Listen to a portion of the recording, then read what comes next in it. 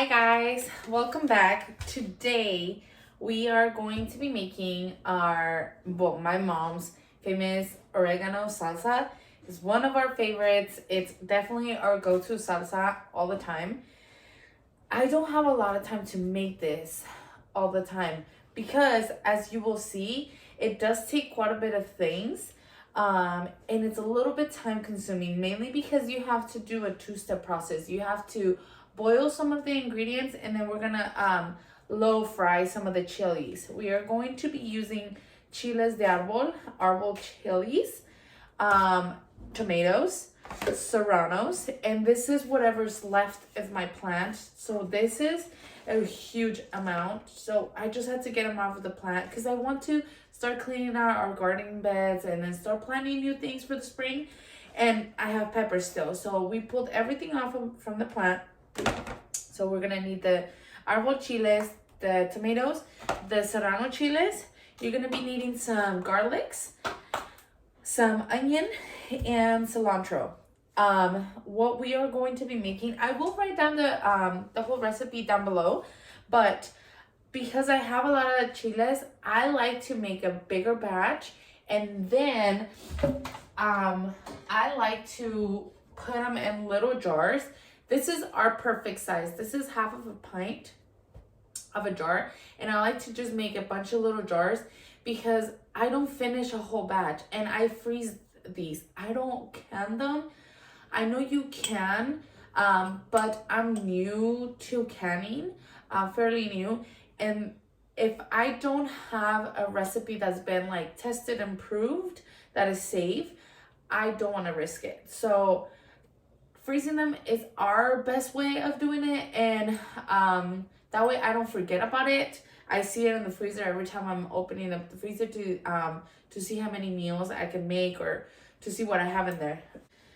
So this is the best size for us. I am gonna be making I have some jars that are full pints and then a little bit bigger, just because I don't have enough of my half a pint.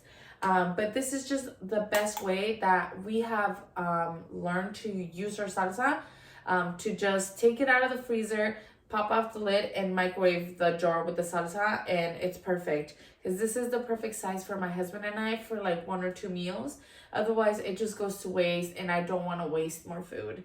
So this is the best way of doing our salsa. So now that we know what our ingredients are, we are going to be boiling our tomatoes with our serranos. I'm reading my very handy dandy recipe that I stole from my mom.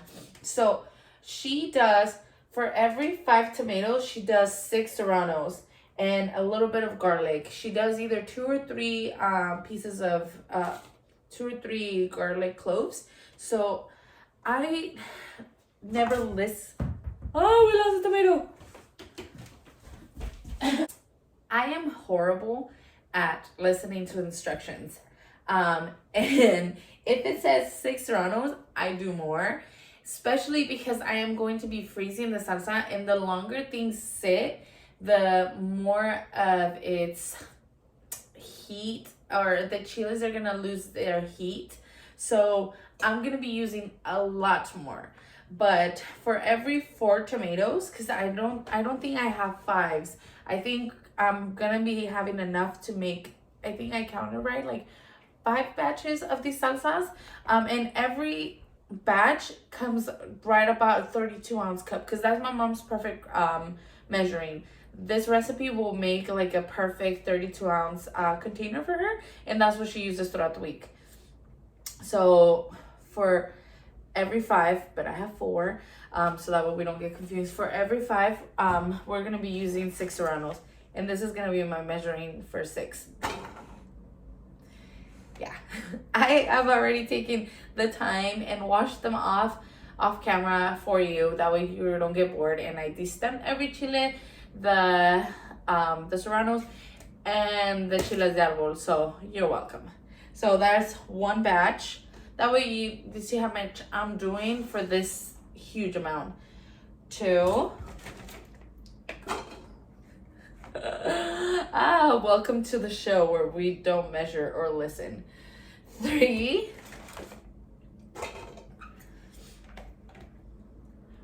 4, 5, and 6 batches. Oh, 6 whole batches. And we're gonna be doing that. I still have about half left. I make it extra spicy. And I am gonna be doing maybe about 3 cloves per batch. So we said 6. 1, 2,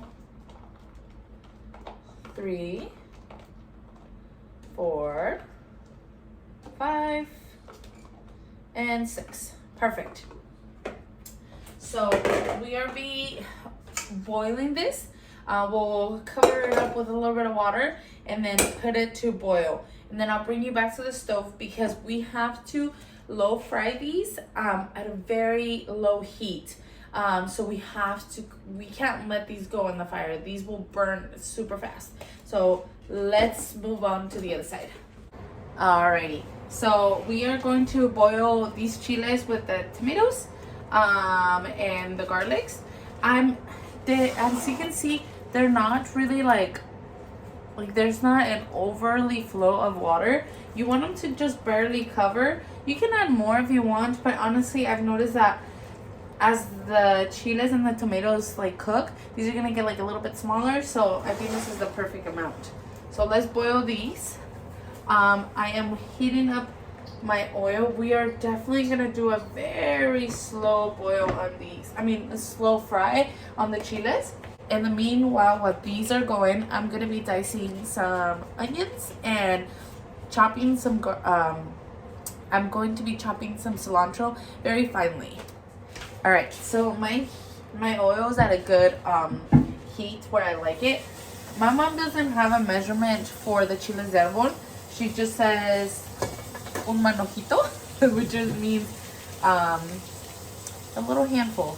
So that's what we're gonna be doing.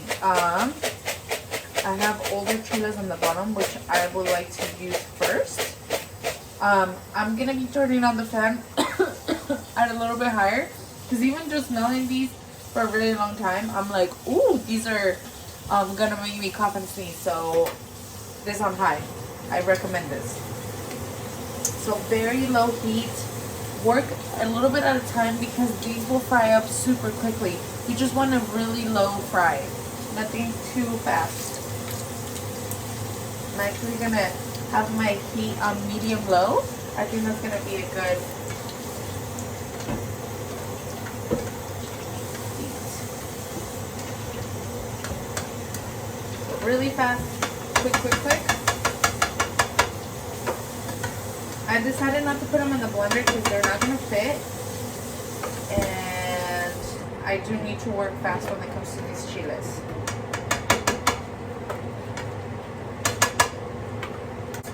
The first batches are gonna be done really fast because the oil is nice and warmed up for us. As we add more chiles, it's gonna take a little bit longer, but which is fine. You really do want a low fry on your chiles.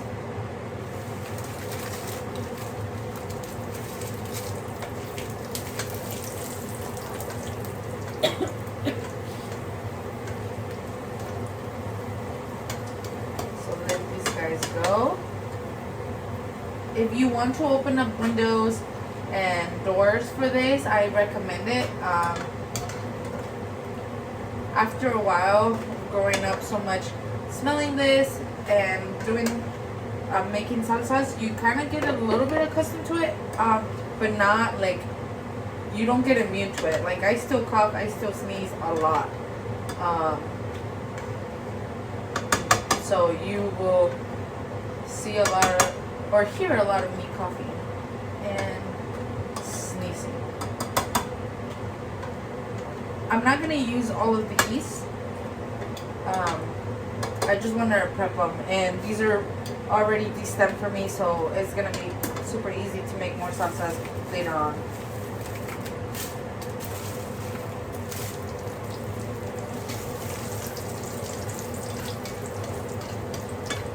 Right away they get more of an orangier tone and they toast up super quickly. See how they get more of a, what color should we call that? Like more of a mauve, I don't know, like a very reddish orange. You want to move your chiles around. It's a very, very low fry.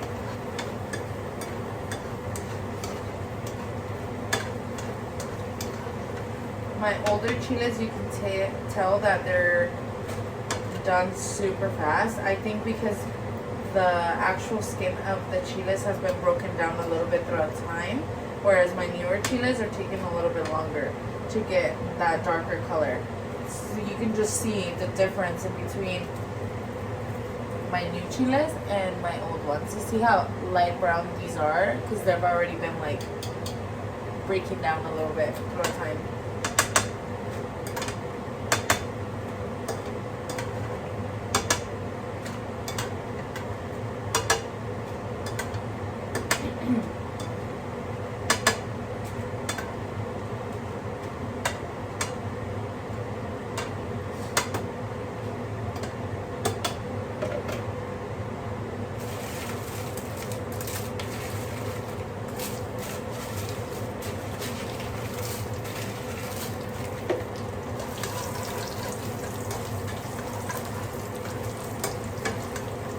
And again, I'm making this extra spicy just because it is gonna freeze and it's gonna lose its spice. So this is gonna be a super spicy salsa for the day of.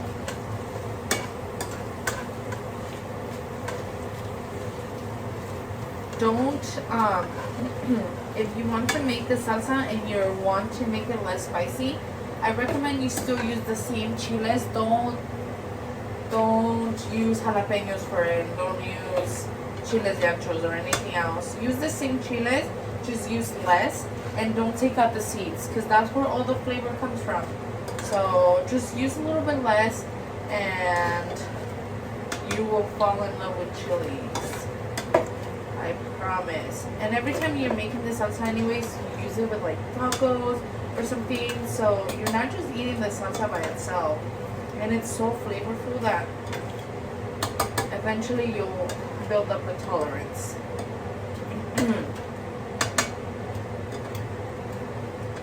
I'm trying to get all my chiles before I add a new batch because I don't want any of them to get too burned and then they'll become bitter. You can tell these are going to be spicy because they smell right away. So I'm thinking just 2 more batches of this and we should be good for our 6.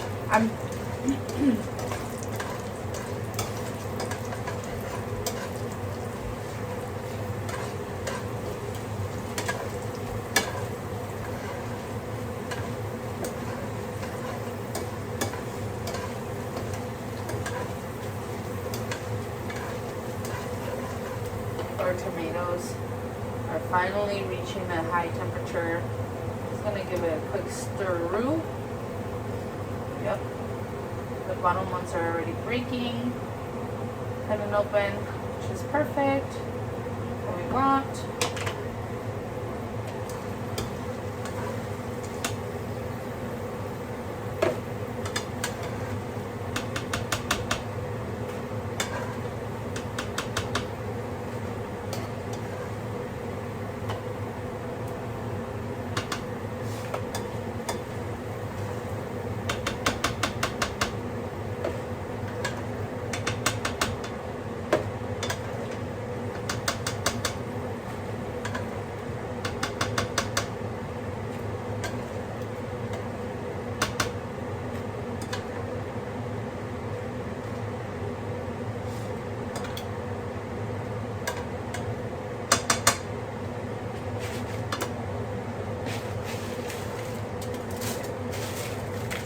I think that's good for our last batch of chiles.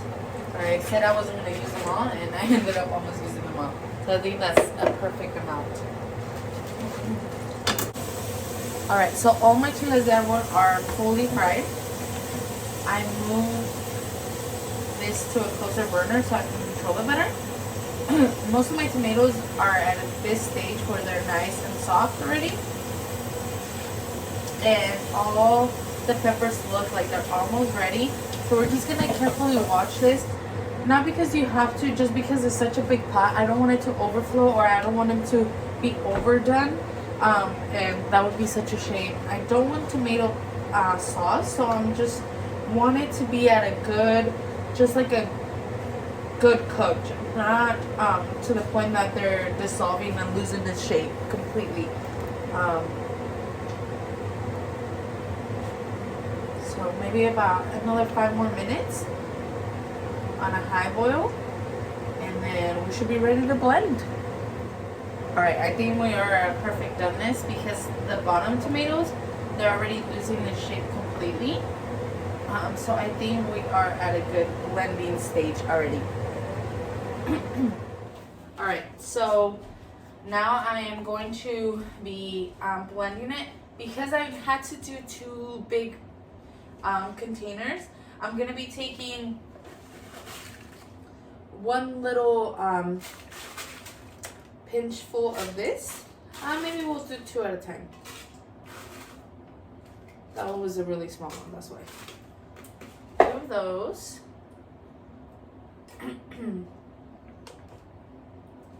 And then just a few ladlefuls of our tomato and jalapeno mixture.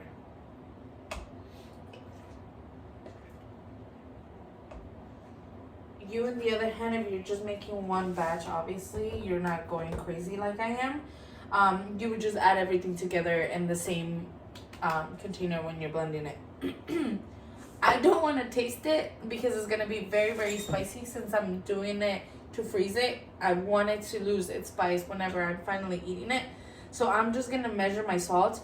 But I normally don't ever measure salt. I add it a little bit when I'm blending it, and then the rest I add it to taste. I know that not all my salsa is going to fit in 1 container, so we went ahead and diced up the onions and cilantro, and we mixed it nice and done in our big old containers. And it smells so good. And my husband was like, it smells like you're about to have birria. And honestly, it's so crazy how your mind just automatically remembers those things. This really does smell like I'm about to have the most delicious birria. So it's gonna get loud, and we're just gonna continue to blend and transfer to our big bowls.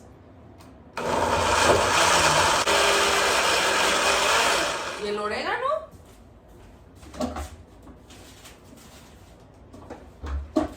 I forgot about the oregano. I was forgetting the start of our show. The oregano. That's what this whole salsa takes a different meaning. So we're gonna do a nice little pinch of oregano, just about yay big. You can do less if you don't want to, but trust me, the oregano really just does something to the salsa. So we're just gonna, you don't have to crumble it because we're blending it, and it's gonna be so good, you guys.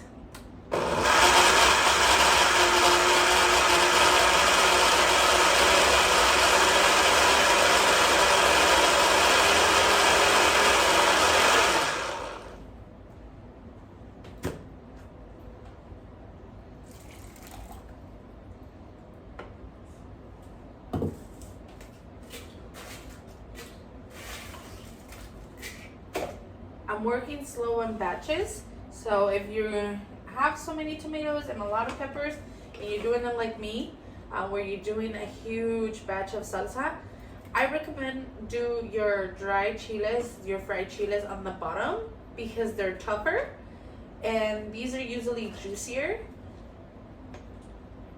That's what I recommend. A tablespoon.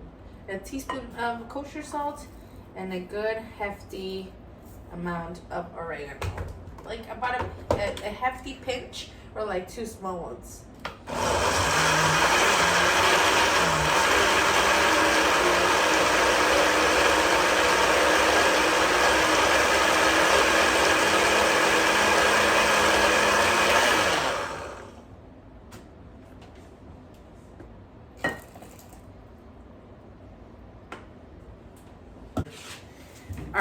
So we are done blending it. What we are going to do, we're gonna let these cool overnight, and then tomorrow we are going to do a good test of the salt on them. We'll add a little bit more salt accordingly, and even a little bit more oregano if we feel like it needs it. When it's super hot, your mouth is not gonna register the flavor of how spicy it. I feel like the heat of the temperature is gonna make you feel like it's way more spicy than it really is, and you're not gonna taste things as good. So we're gonna let those cool overnight, and we'll just jar them tomorrow and put them in containers where we'll freeze them. But I really hope you give this a try. I'm serious when I'm telling you this is the best salsa, and it's worth your time. Definitely try it out. The oregano in it, it's so good. It's so good. And then the little pieces of diced onion with the cilantro, it just plays off super deliciously. It's perfect for just dipping with chips. It's perfect for tacos. It's perfect for even huevos rancheros. It's really good like that. You can even dilute it a little bit more and make chilaquiles with this. Just add a little bit more tomatoes and onions so your chilaquiles is not like super spicy.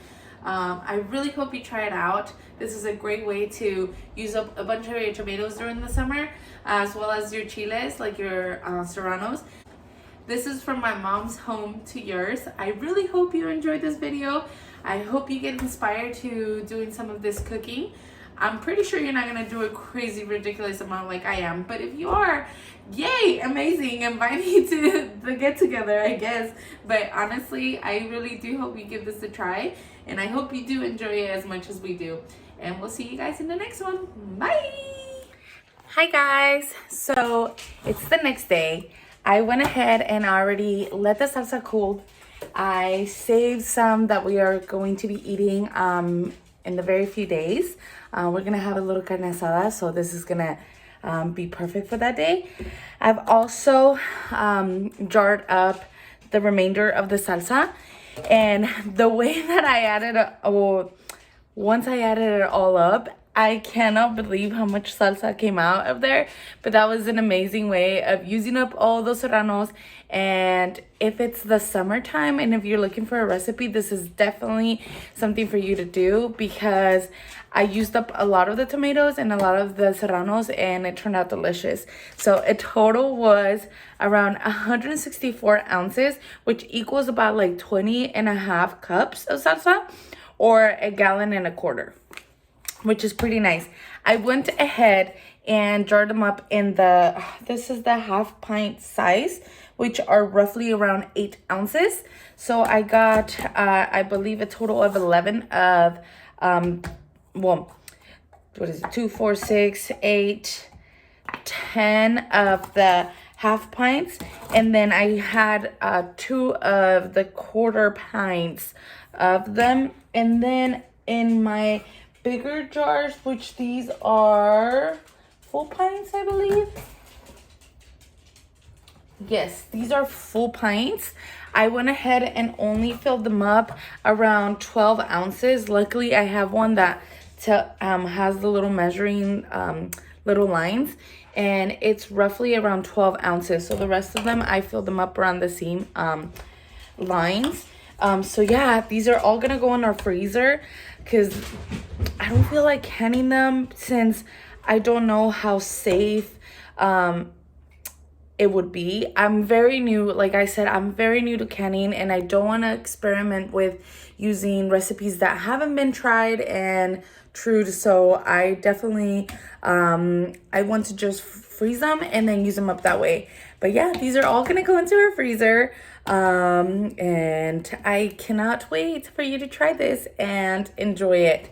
I will link or I will write down the recipe in the description, so you guys can follow it along and make it. I really hope you enjoyed this video. I hope you try it out, and I will see you guys. Oh, Kodiak's here. And I will see you guys in the next one. Bye.